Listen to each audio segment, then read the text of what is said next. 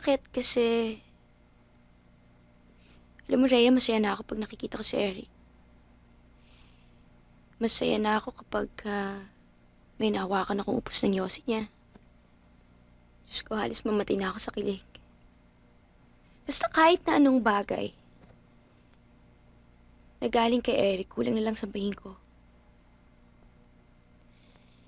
Kaya lang, dumating ako sa puntong napalapit na ako sa pangarap ko. Yung alam mong sa sobrang lapit, napaniwala ko yung sarili ko na kaya ko siyang abutin. Yung akala ko kaya niya ako mahalin. Pero hindi pala. Kaya masakit.